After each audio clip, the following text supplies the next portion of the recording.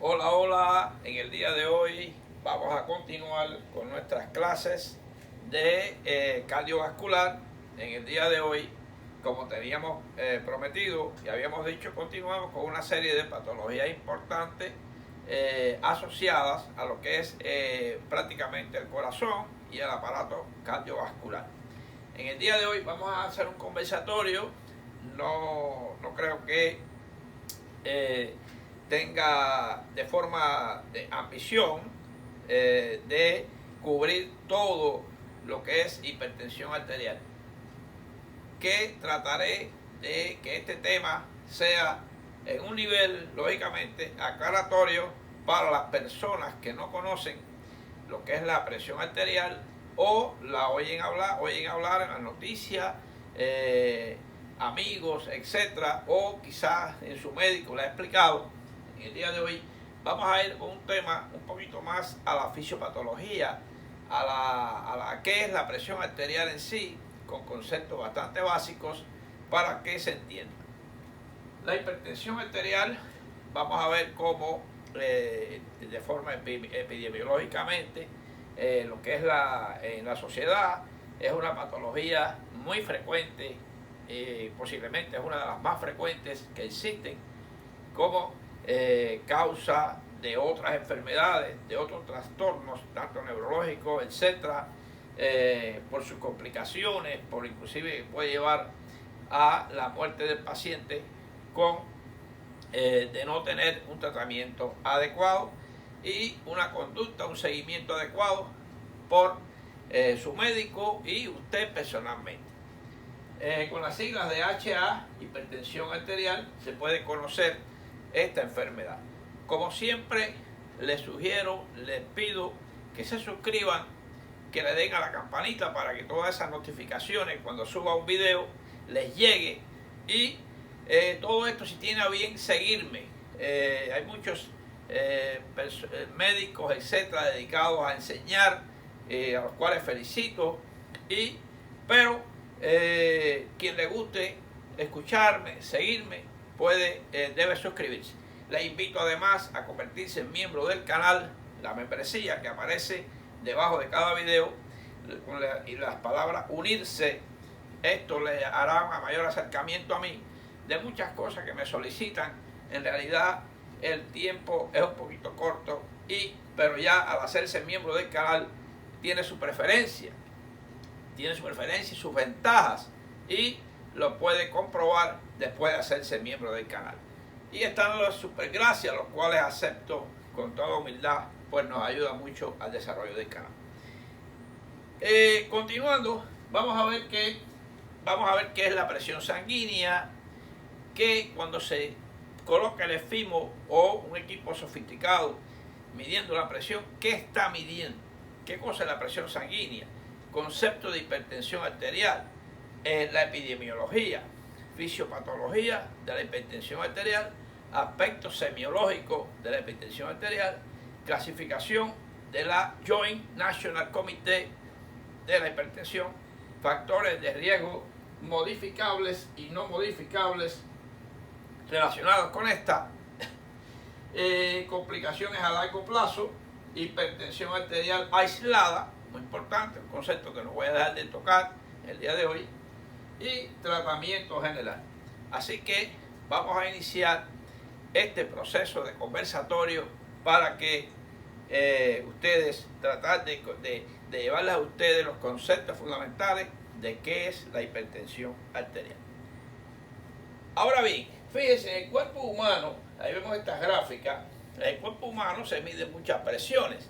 Ustedes saben que la presión, ustedes han oído hablar de la presión atmosférica, la presión dentro de un avión, la presión, etc. El concepto presión es esa intensidad con la que un fluido, un gas, produce ese empuje sobre paredes, por ejemplo, paredes vasculares, recipientes, etc. Y eso puede ser medido. En el cuerpo humano existen varias presiones. Por ejemplo, la presión arterial, que ejercen las arterias sobre las paredes, lo cual va a ser explicado bien en el día de hoy. Tenemos la presión venosa central, Ya esto va hacia la presión venosa en las venas. No vamos a tocar hoy la presión venosa, pero hay presiones venosas también. Presión en cuña de la arteria pulmonar. O sea, fíjense que la presión en cuña de la arteria pulmonar, ya la arteria pulmonar, yo no puedo tomarla con un efimo, como puedo tomar la presión arterial acá. Necesitaría un catéter especial que lo coloco en la arteria pulmonar, el catéter de Swan-Ganz. Esto fue motivo explicado cuando dimos hipertensión pulmonar en un video, lo pueden buscar y ahí está bien explicado. La presión capilar tisular, lógicamente que es un poco no tan medible, pero se puede ver con el pulso capilar y el pulso linfático. O sea, esto está a nivel de tejido, se ve por la coloración, etc. Ya sabemos una idea de que la presión capilar está bien. Y la presión del líquido cerebroespinal, el cual puede ser medida también por un manómetro que se hace la punción lumbar con manometría y se puede hallar. Hoy nos vamos con lo que es la presión arterial, que es el tema de hoy. Les puse esto para que ustedes vean que el cuerpo está lleno de presiones.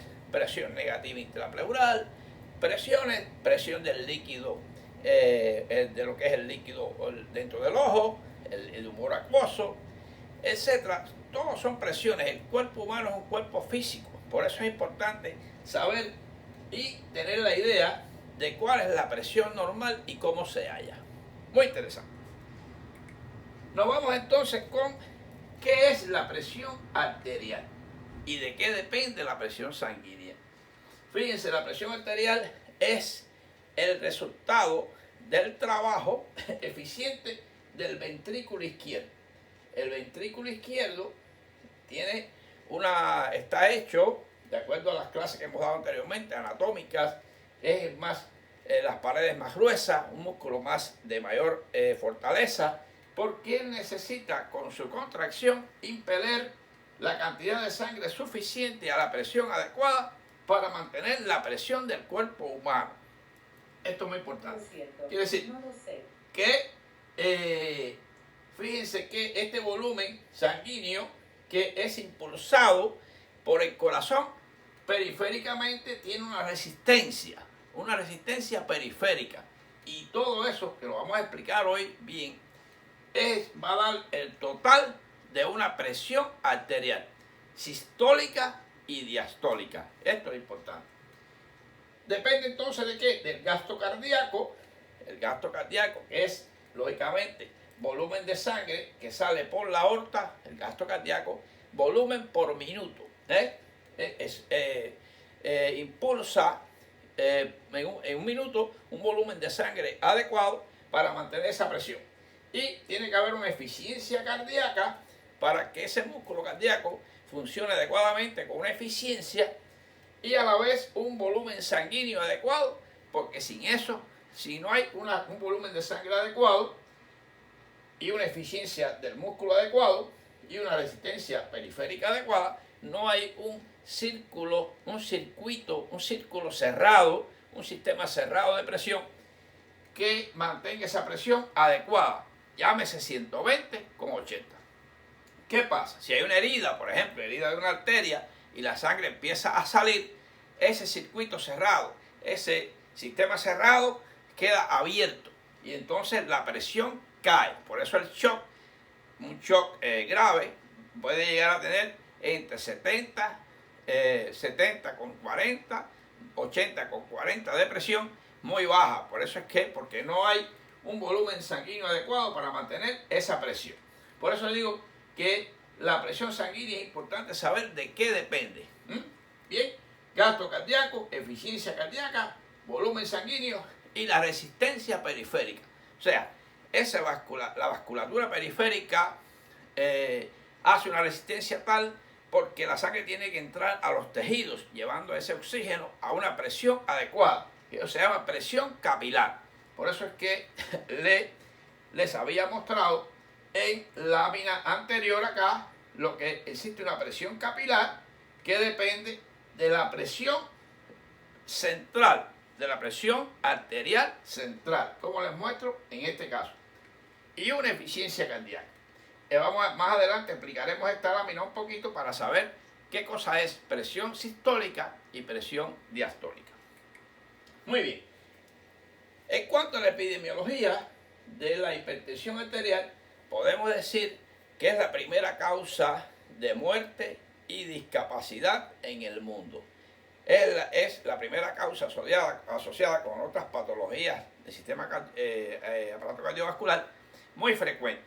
Es una condición prevalente que afecta aproximadamente, como se dice, al 45% más de la población, por ejemplo, en Estados Unidos, y la condición comúnmente diagnosticada en el mundo entero, asociada a problemas alimentarios, problemas de ansiedad, problemas de estrés, etcétera, que dispara esta presión. Aquí tenemos una gráfica, vemos que, por ejemplo, Estados Unidos y otros países, por ejemplo acá, otros países en Europa, etcétera, que donde se eleva, son escalas que elevan la presión. Ahí tenemos España, etcétera, otros países donde que las escalas ascienden a una que demuestra la alta prevalencia de esta enfermedad como en la sociedad y como principal factor de riesgo cardiovascular y causa de muerte. Quiere decir que la epidemiología de hipertensión arterial se demuestra y es tan frecuente como un catarro común. Y eso quiere decir que hay que estudiarla, hay que seguir a los pacientes, hay que dispensarizar a los pacientes y las personas como tal deben instruirse y tener una idea que aunque es una enfermedad silenciosa, que muchas veces no es que como un prurito en la piel, me pica la piel, tengo hipertensión, no.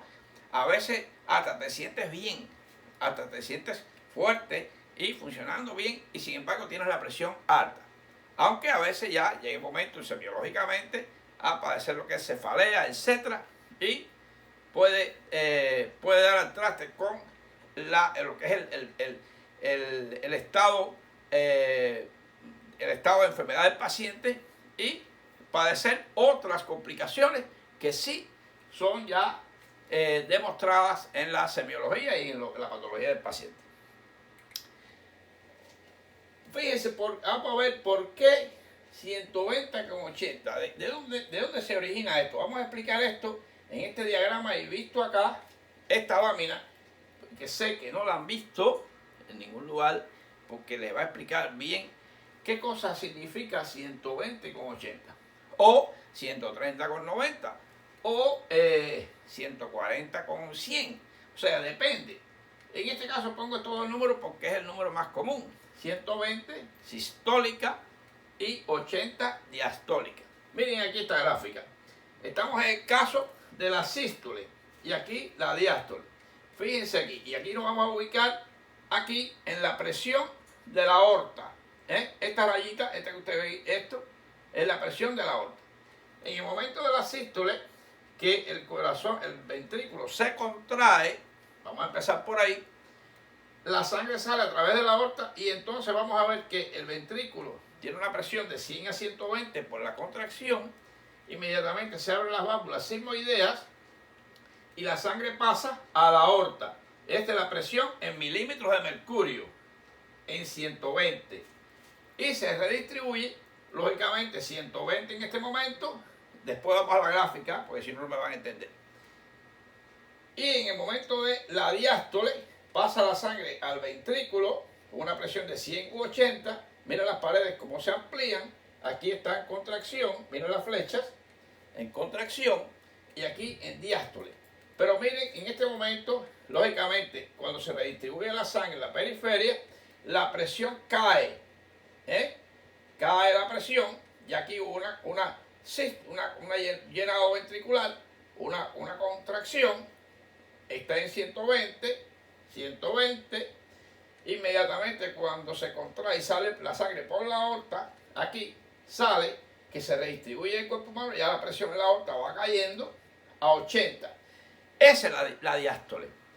La sístole coincide con la sístole ventricular y la presión diastólica coincide con la diástole ventricular. Bien, eso se halla con el efecto manómetro. En el brazo izquierdo, vamos a ver esto después, porque en el brazo izquierdo, todo eso vamos a verlo ahora. ¿Qué pasa? Que fíjense que todo coincide. Cuando hay la despolarización ventricular, que se contrae el ventrículo, aumenta la presión en la aorta. Lógicamente, la aorta tiene una pared, una vasculatura elástica muy desarrollada y recibe ese volumen de sangre a una presión. Se distiende, pero tiende a regresar inmediatamente a su posición anterior por su elasticidad adecuada, y por eso la presión pasa de 120 a 80, porque se contrae, hace como especie de un segundo corazón. La aorta, esta aorta que está aquí, esta es la aorta.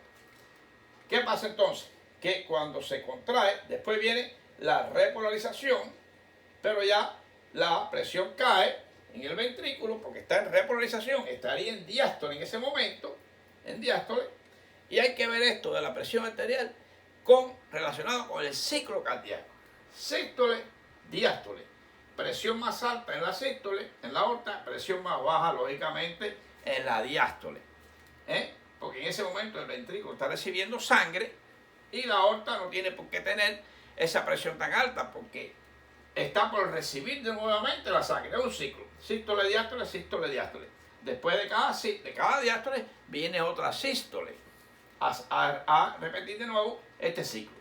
Miren cómo aquí está esto es una belleza. Miren aquí la presión de la aorta, como hace una pequeña muesca que se llama la muesca aórtica. ¿Por qué? Porque en este momento que la presión aumenta, sale la sangre. ¿Qué hace la válvula cuando la sangre aumentó demasiado la presión aquí? Se cierra la válvula. En ese momento que se cierra la válvula, vuelve a aumentar, la presión va cayendo y aumenta ligeramente la presión nuevamente, porque se cerraron la válvula. Pero después pasa de 120 aquí, 120 a 80, que sería en este punto. Y va cayendo la presión. ¿Por qué se va cayendo? Porque se va redistribuyendo en el resto del cuerpo. En los riñones, en los tejidos, en los miembros superiores, en los miembros inferiores, en el polígono de Willis, en todos lados, la presión. Y van a haber diferentes presiones en esas áreas que normalmente no se hallan. Pero ya va disminuyendo la presión hacia la periférica. Pero tuvo que haber una presión inicial sistólica para que llegue la sangre a los tejidos adecuada. Por eso cuando hay una presión de 80 con 40, estamos en shock y los tejidos están una caída de la difusión arterial. Están en acidosis hística porque no llega sangre con oxígeno porque estamos en shock. No hay una presión que lleve esa sangre a los tejidos. Ok, esto es, les prometí que les iba a explicar la hipertensión, pero que fisiopatológicamente se sepa qué cosa es la presión arterial, que no debe estar baja y no debe estar alta, porque estamos entonces en hipertensión arterial. Algunos aspectos fisiopatológicos cardiovasculares, para entender. Aquí tenemos un efrimo, aquí le pongo esta laminita, un efrimo nuevo, de los nuevos digitálicos, para que vean. Vamos a ver los aspectos fisiopatológicos.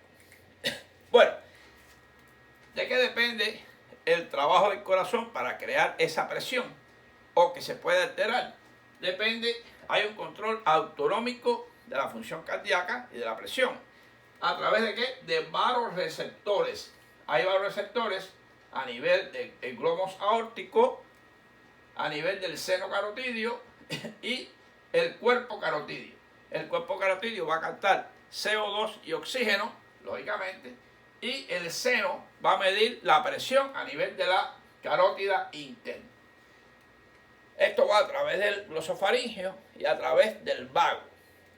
Ellos van a medir a través de nervios específicos que van a troncocefálico los volúmenes o presión de la sangre y la cantidad de CO2 y oxígeno que están en ese momento circulando. Y esto le va a dar, lógicamente, una respuesta hacia el corazón, hacia los nódulos sinusal y el aurículo ventricular, para que el corazón aumente su trabajo. Porque si hay déficit indicado por acá, el corazón aumenta su eficiencia y mantiene la presión en 120,80. ¿Ok? Por eso es que existen estos sensores. Está lógicamente el sistema autonómico. Y ahora bien, fíjense que se conoce que toda la vasculatura está inervada solamente por el simpático. El parasimpático, o sea, el vago no inerva los vasos sanguíneos, solamente los ganglios, el simpático a través de los ganglios que va a los vasos sanguíneos. ¿Quién se encargaría entonces de bajar esa presión? Bueno, el reposo, la capacidad de la persona de relajarse, etcétera, o la producción de ¿qué? De óxido nítrico.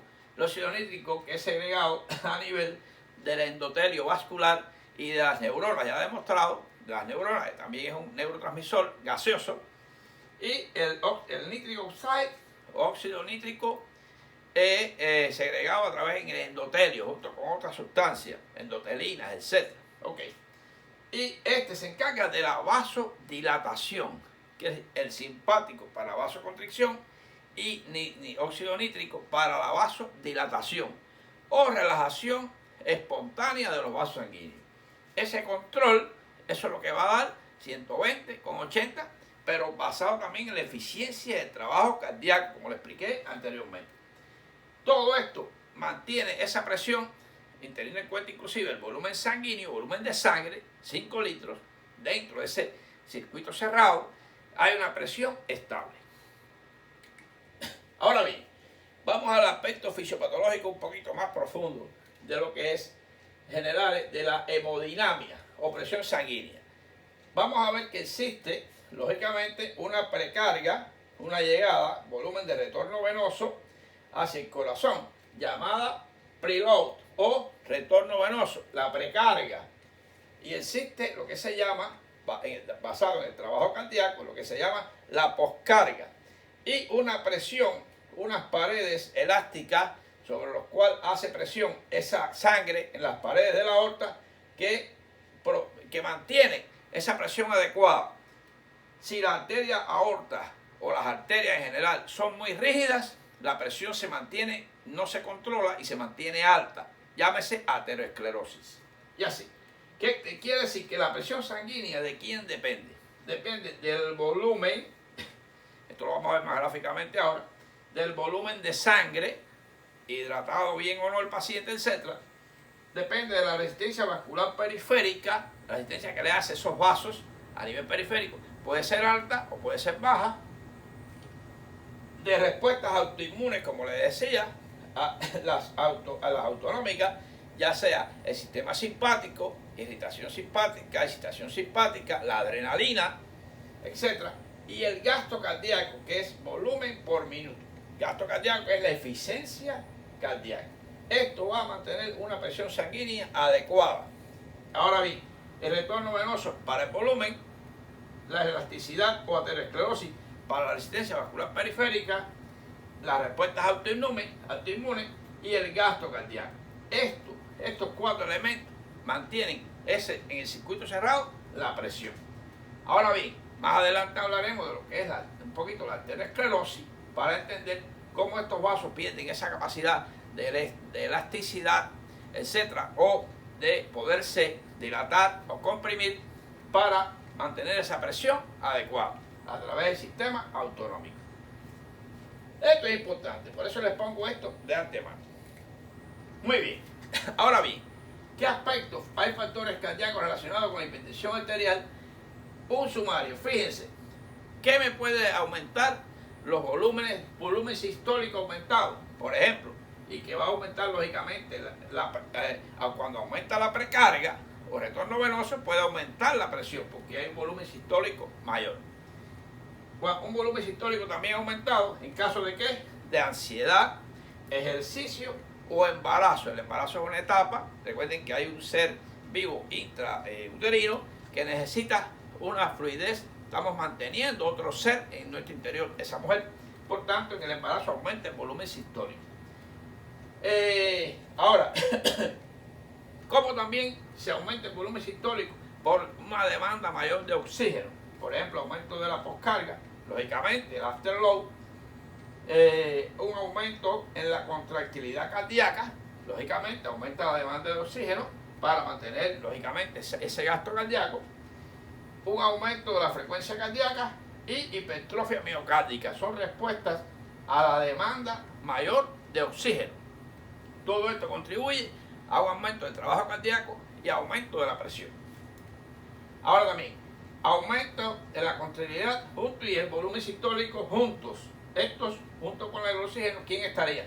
Bueno, las catecolaminas son de ellas, las catecolaminas que son la adrenalina, etcétera, no la adrenalina. Un calcio aumentado, calcio intracelular aumentado, una caída del sodio extracelular puede aumentar la contractilidad buscando más trabajo, porque recuerden que el sodio es el que inicia la despolarización. Los digitálicos, bloqueo de la bomba sodio-potasio y, lógicamente, esto con una contractilidad y volumen sistólico aumentado pasa esto. Y con la contractilidad y volumen sistólico caído es porque beta bloqueadores han participado. Esto ya en el tratamiento. Esto ya cuando beta bloqueadores, lo que son los inhibidores o bloqueadores de los canales de calcio, por ejemplo la amlodipina, el diltiazem, para tratamiento de la presión, pues quiero bajar la presión, para disminuir la contractilidad y el volumen sistólico, systolic volume aquí. Y fíjense cómo en la insuficiencia cardíaca, la acidosis y la hipoxemia o hipercapnia. Estos son factores que disminuyen la contractilidad y el volumen, lo que es el volumen sistólico. Lógicamente, vamos a ver que al final en el tratamiento de la hipertensión podemos usar beta bloqueadores, bloqueadores de los canales de calcio, etcétera, para el tratamiento. Todo esto se relaciona con el mantenimiento y o control de la presión arterial. Muy bien, esta lámina es muy buena para todo esto. Ahora bien, vamos a ver lo siguiente. Este triangulito lo habíamos visto en temas anteriores, pero hoy lo van a entender ya un poquito mejor.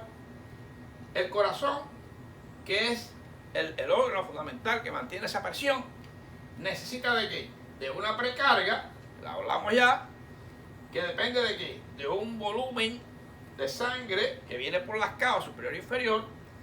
¿Y de qué depende? De un estado de hidratación adecuado, que se puede alterar, por ejemplo, en quemados o shock, el shock hipovolémico sobre todo, y no va a haber entonces una precarga adecuada. Por tanto, no va a haber un gasto cardíaco adecuado ni una eficiencia adecuada. Y la presión puede ¿qué? Caer.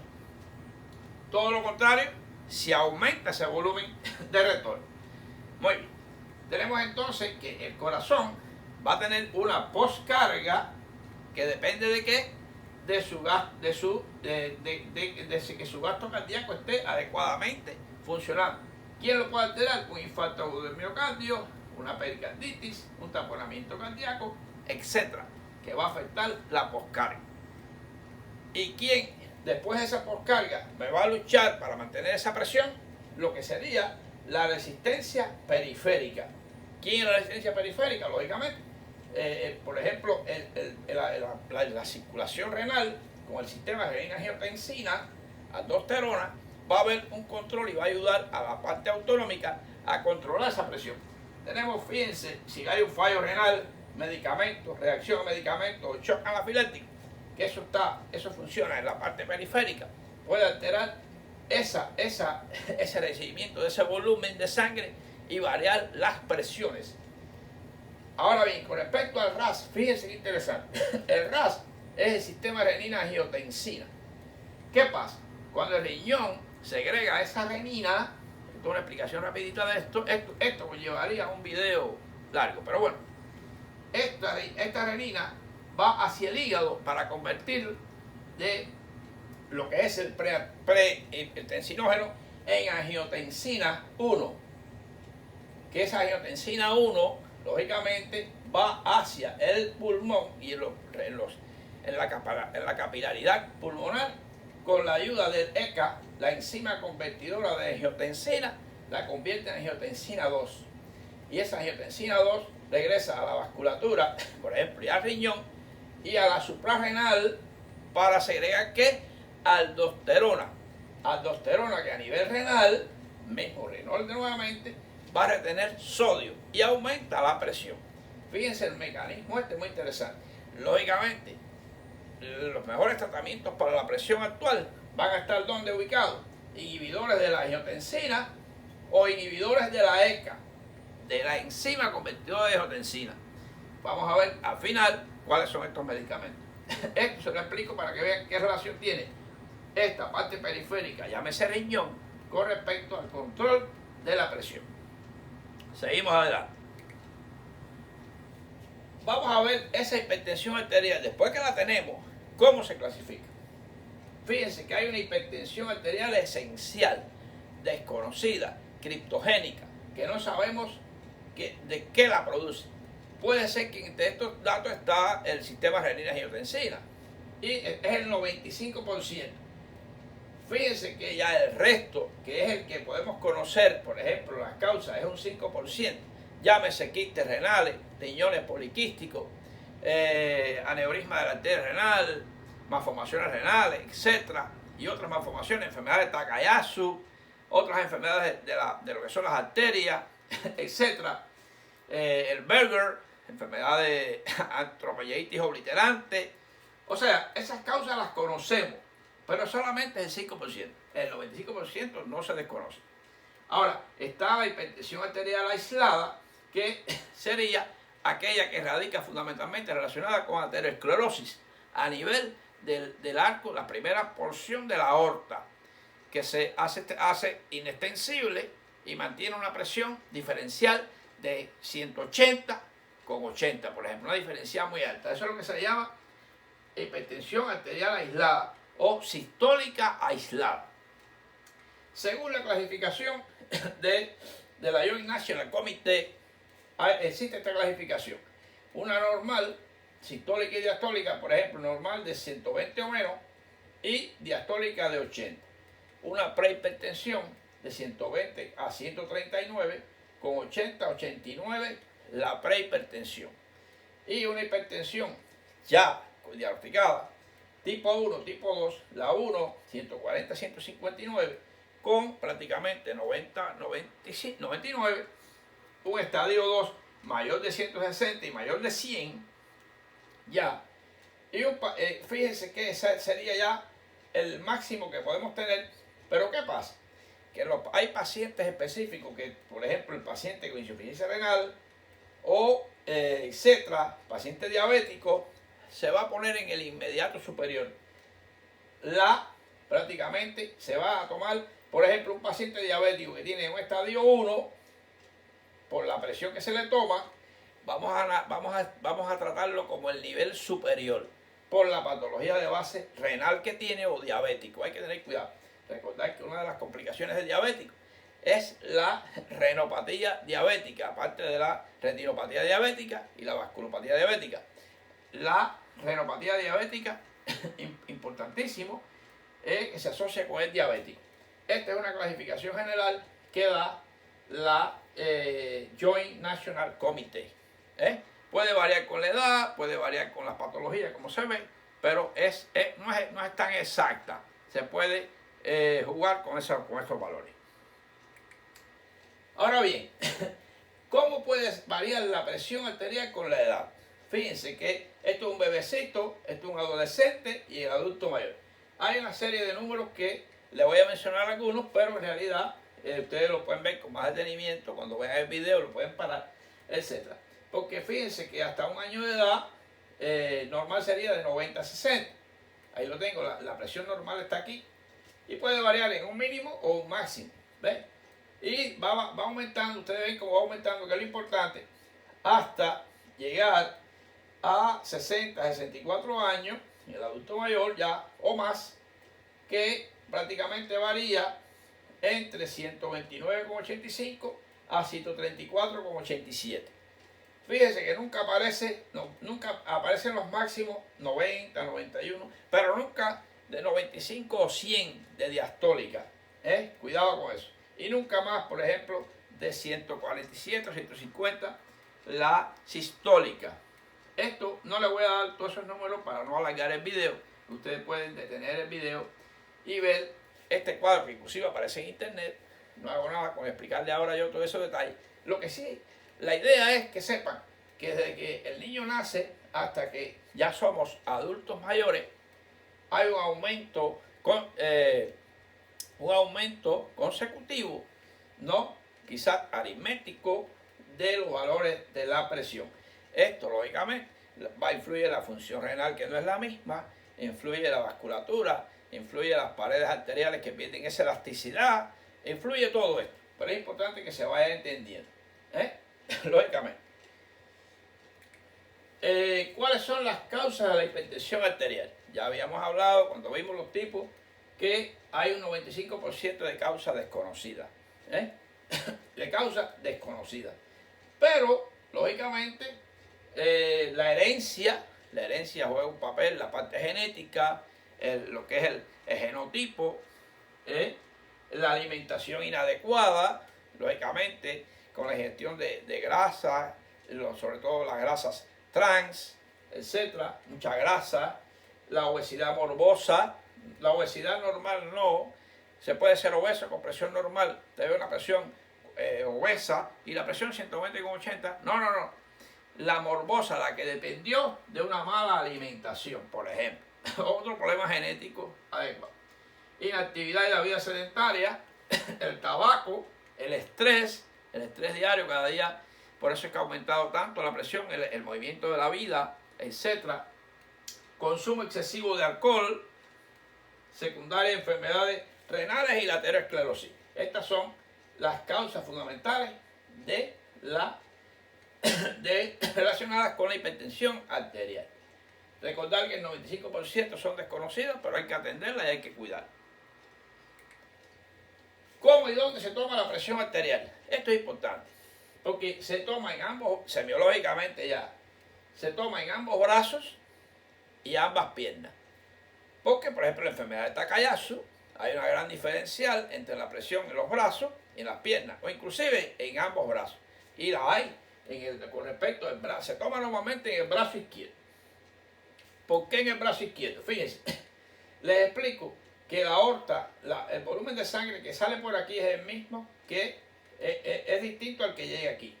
¿Por qué? Porque la sangre al pasar por aquí se deriva en tres gruesos troncos. El brachiocefálico y vamos a llamar el brachiocefálico, la carótida común izquierda y la subclavia izquierda. La subclavia izquierda, lógicamente, esta tiene que recorrer porciones, una porción primera, un cambio de presión que sufre hacia la subclavia derecha de 10 milímetros de mercurio aproximadamente. Lógicamente, esta sale con la presión más exacta. Muchos plantean por ahí porque está al lado izquierdo, porque está más cerca del brazo izquierdo. Más o menos eso tiene una relación así, pero eso es un concepto popular. Estoy dando el concepto anatómico de por qué. Ahora, no tenemos que tener en cuenta que tomarla en los dos brazos. Por eso mismo, porque hay enfermedades como Takayasu, hay aneurismas a nivel del arco de la aorta, etc. Eso es semiológicamente. Usted la va a tomar en el brazo izquierdo y ya tiene su presión. ¿De qué manera? El paciente sentado, con las piernas no cruzadas, tranquilo, con el brazo se levanta a nivel de prácticamente a la altura del corazón y no debe hablar en ese momento, respirar suave, concentrarse y eso le va a dar un valor de la presión lo más adecuado posible. Si es posible en horas de la mañana. ¿Está bien? Ok. La forma antigua es con el esfimo que está acá. Una forma digital, no moderna, casera, etc. Puede ser tomada por un personal que conozca, en la casa también, de forma tradicional, pero le permite usted en su casa, se lo coloca en la muñeca y puede darle la presión adecuada. Eso es el por qué, cómo y dónde se toma la presión.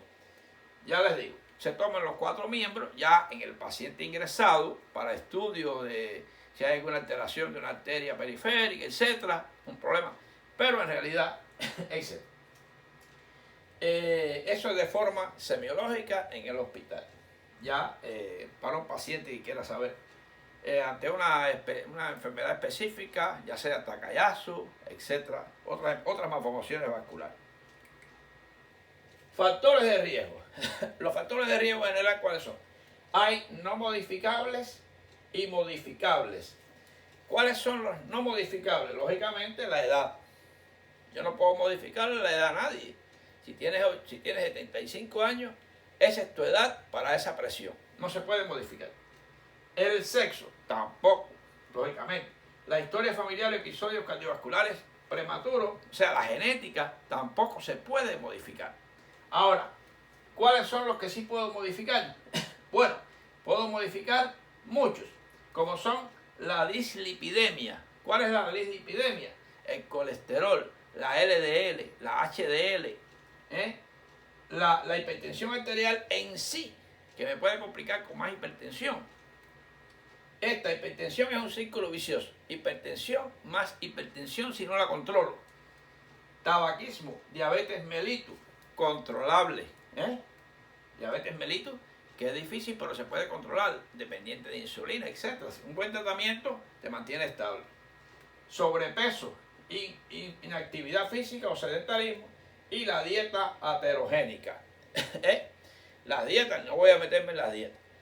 La dieta, sabemos que hay alimentos que son más productores de grasas, colesterol y otros alimentos que son más beneficiosos, los vegetales, etc. Hay de todo tipo de alimentos.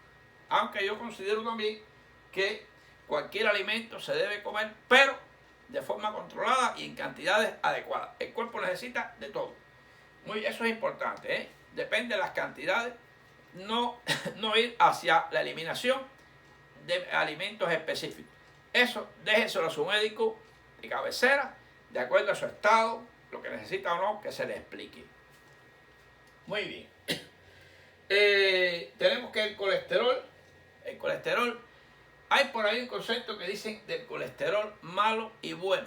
Bueno, no voy a meterme en la explicación profunda de lo que es esa sustancia, el colesterol, tan importante para el torrente circulatorio, porque es un detergente y es antiséptico. Oigan, esto es importante. Participa en todo eso en la sangre, pero si está en grandes cantidades, de forma tal que pueda convertirse en este LDL, la forma de colesterol LDL o Low Density Lipoprotein, esta sí anda más en la periferia y se mete en el espacio subintimal, provocando placas de ateroma, etc. y va a contribuir a la mala circulación y al aumento de la presión. Y esta HDL, la High Density Lipoprotein, que va más hacia el hígado, se lleva todas estas partículas hacia el hígado y se expulsa. Quiere decir que la HDL, High Density, es el colesterol bueno, que le llaman por ahí. Y la LDL, Low Density, es el colesterol malo. ¿Ok? Y los triglicéridos, que son todos los ácidos grasos, palmitoleico, linoleico, está formado por, lógicamente, el glicerol y 3 ácidos grasos.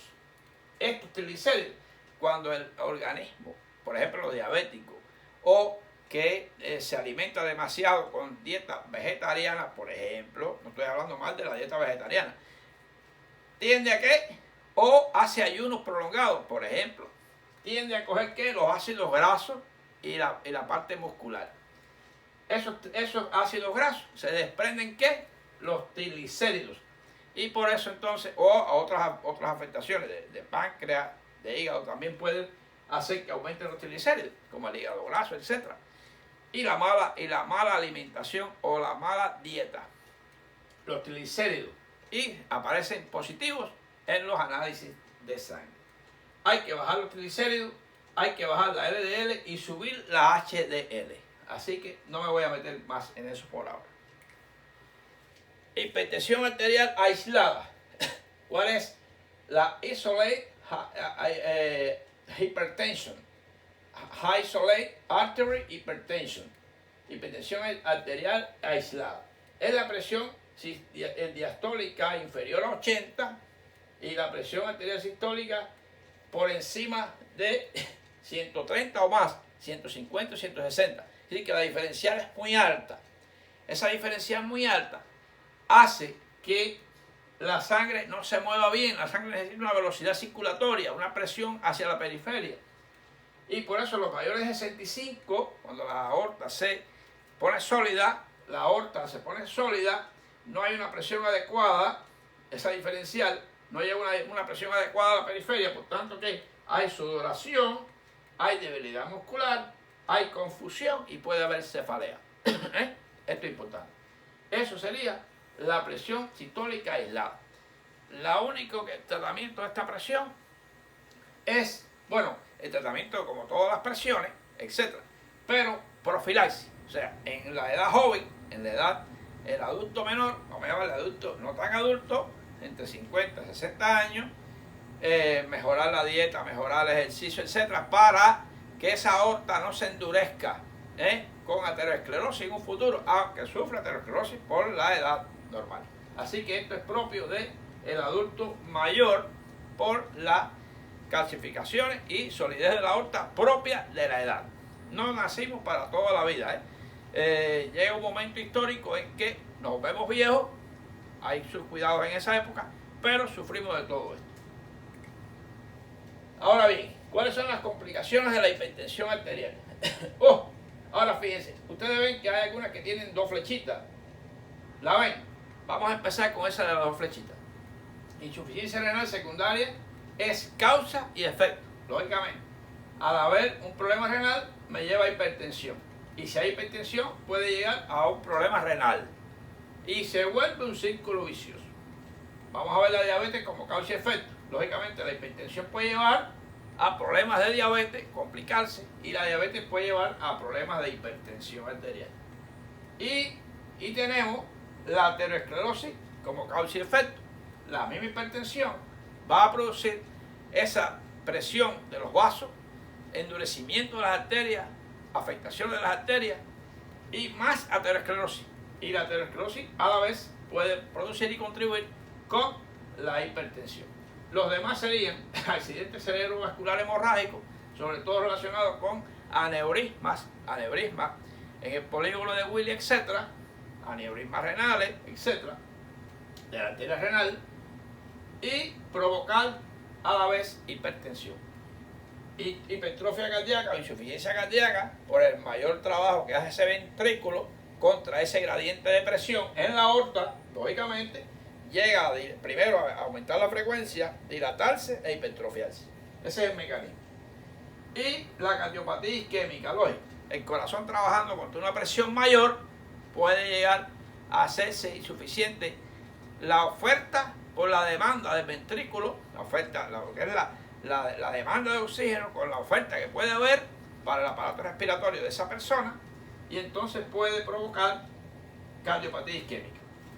Y así. Y el daño visual. Lógicamente, la hipertensión arterial a largo plazo puede provocar daño en la retina, alteración en las arterias retinianas también, etc. Y provocar daño visual. Esas serían las complicaciones generales de la hipertensión arterial. ¿Cuál sería el tratamiento?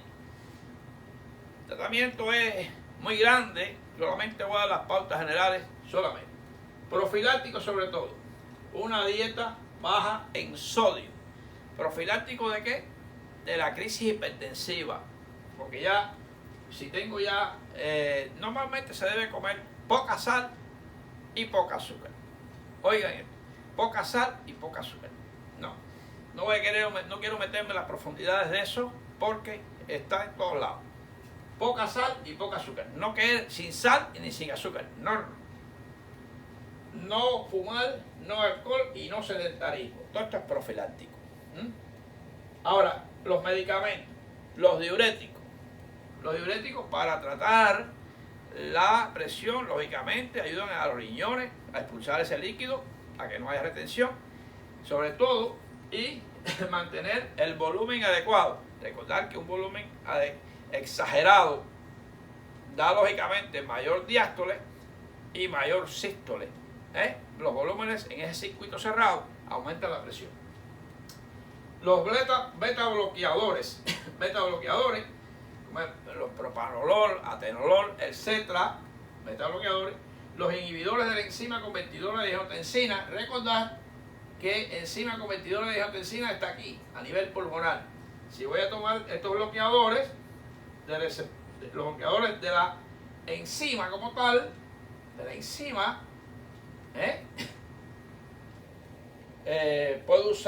se pueden usar para tanto bloquear el receptor de angiotensina, se puede usar atenolol, lo que sería, perdón, el captopril, el enalapril, etcétera, etcétera. O también se puede usar los losartanes, todos prácticamente, muchos que terminan en tan, se usan y pueden unos inhibir la enzima directamente y otros inhibir el receptor de la angiotensina.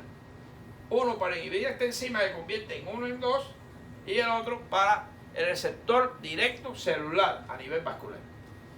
Y bloqueador de los canales de calcio, como la amlodipina, el diltiazem, que la combinación es buena. El inhibidor de la enzima convertidora o del receptor con canales de calcio y a veces combinado con hidroclorotiazida, clorotiazida, etcétera, furosemida, como diurético. Esto sería, de forma general, los canales de calcio, importante, porque el calcio es un electrolito catión de tipo mensajero que actúa mucho en el paso de la membrana, inhibiendo los canales de calcio. Evitas también que el potasio haga su efecto mayor en esa repolarización y mantiene un músculo más calmado, más calmado. Eso de forma general. Así que bueno, yo creo que me metí bastante profundo. Pensé que iba a ser un poco más superficial, quizás para algunos les sobra este contenido, como digo yo, a los cardiólogos, a todos aquellos que, los internistas, puede ser, pero a los estudiantes le viene muy bien, a los internos le viene muy bien, a los residentes le viene muy bien, y a las personas que querían conocer algo de la hipertensión, les viene de maravilla. Por tanto, me despido diciendo, fíjense, que la salud no es solo lo que comemos, no es solo lo que comemos, sino también lo que piensas y dices. ¿Qué quiere decir? En esto me voy un poquito a la ley de la atracción, que es una ley abstracta. Yo digo la ley de la atracción y de la abstracción. Hay que abstraerse. Pero hacia ti viene muchas veces lo que piensas. Pero muchas veces no es porque lo pensaste y viene, sino porque lo piensas y prácticamente lo haces. Y muchas veces lo que dices es porque ya lo has pensado y lo vas a hacer. Así que tengan cuidado. La salud no es solo lo que comes, que lo mencioné acá. La dieta es importante, hay que comer de todo balanceado, para que ustedes sepan. Así que bueno, esta frase es muy interesante. Le doy las gracias y, como siempre, no me despido. Seguimos con patologías cardiovasculares hasta dar todas las importantes que sean necesarias. Este es un canal de ustedes y para ustedes. Seguimos adelante.